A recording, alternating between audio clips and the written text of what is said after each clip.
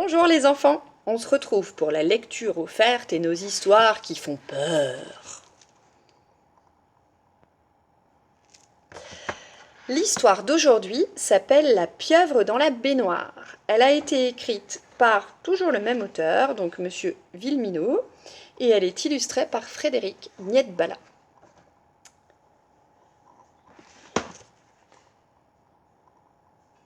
Que va-t-il se passer ? Ce samedi-là, quand Aubin se glissa dans son bain, il éprouva aussitôt une impression bizarre. Il n'avait pas assez de place, comme si quelqu'un partageait avec lui sa baignoire. Sa maman avait versé plein de bains moussants. Aubin ne pouvait pas voir ce qu'il se passait sous l'eau. Alors, il tâta prudemment le fond du bain et sentit un truc visqueux. Il bougea doucement les jambes et sentit un bidule caoutchouteux. Il remua imperceptiblement le dos et sentit un machin poisseux. Imperceptiblement, ça veut dire qu'il bouge à peine. On ne peut pas le percevoir. Pas de doute, il y avait un autre nageur, extrêmement étrange, dans son eau savonneuse. Il plongea ses deux mains d'un coup pour attraper cette chose. Ça glissa, ça lui échappa comme du savon. Ça piqua, ça irrita comme un frelon.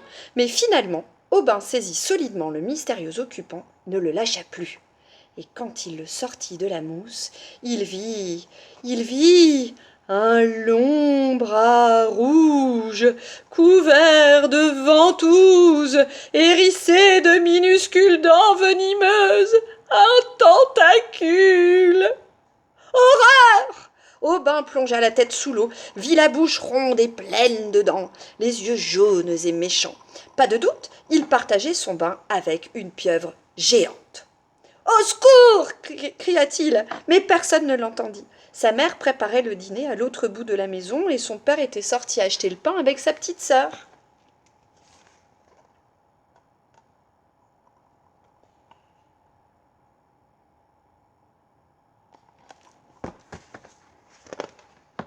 Le garçon voulut bondir sur ses pieds, mais l'animal s'était déjà enroulé autour de ses chevilles. Cet imbécile de poulpe le prenait pour son repas. Pas moyen de sortir, impossible de se relever. Il fallait vaincre la bête ou lui servir de souper. Aubin attrapa tout ce qu'il trouva sur le bord de la baignoire pour s'en servir de projectile. Le canard jaune de sa petite sœur, les sels de bain de sa maman. Il les lança sur l'ennemi, mais les pieuvres adorent l'eau salée et elles mangent du canard au petit déjeuner. Croc, crac. Aubin entendit les horribles dents brisées et broyer le jouet. Aïe, aïe, aïe, la prochaine fois ce sera sa main ou son pied. Aubin ouvrit la douche en grand, projeta un jet d'eau glacée sur la bête pour surprendre la pieuvre et lui faire lâcher prise. Mais les poulpes vivent au fond des mers, dans de l'eau à 5 degrés.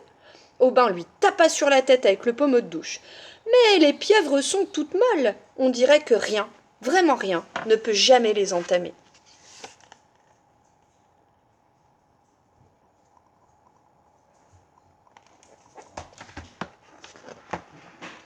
La pieuvre le tirait, l'enroulait, l'attirait vers sa gueule. Aubin essaya de s'agripper au rebord, mais oh, la baignoire glissait. Il lâchait prise. À l'aide! Appela-t-il encore. Et soudain, au dernier moment, alors que sa jambe était à quelques centimètres de la sinistre gueule, il sentit sous son pied le bouchon de la baignoire. Du bout de l'orteil, il réussit à le retirer. Tchouk! Glou, glou, glou, glou. Avec un bruit terrible, la pieuvre géante fut aspirée par le tuyau dans un torrent d'eau mousseuse. Elle poussa un cri effrayant quand elle comprit qu'elle allait disparaître à tout jamais dans les canalisations. À ce moment-là, la porte de la salle de bain s'ouvrit et la maman d'Aubin lui dit « Tu as déjà fini ?» Aubin pensait qu'elle le serrait dans ses bras en comprenant la situation. Mais au lieu de le féliciter et de l'acclamer comme un héros, elle s'écria « Tu as mis de l'eau partout, ce n'est pas possible. À croire que vous étiez plusieurs dans cette baignoire. » Et le héros dut passer la serpillière ce soir-là.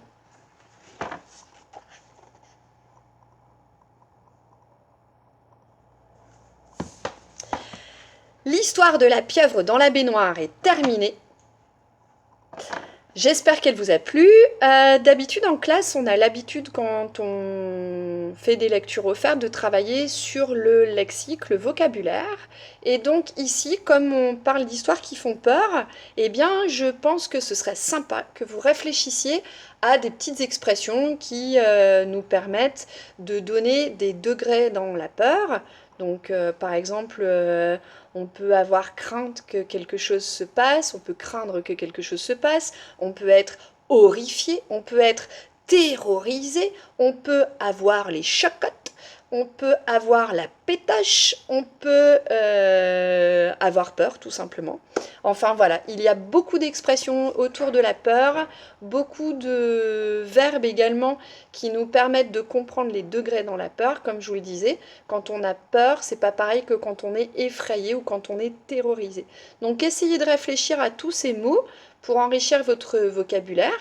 Et puis ben, n'hésitez pas à me laisser un petit message pour me donner les expressions que vous avez trouvées ou les verbes que vous avez pu chercher pour exprimer la peur. Voilà, on se retrouve demain pour une histoire vraiment, vraiment, vraiment effrayante. Même moi j'en ai eu peur. En même temps, tout le monde a le droit d'avoir peur. Allez, bonne journée les enfants!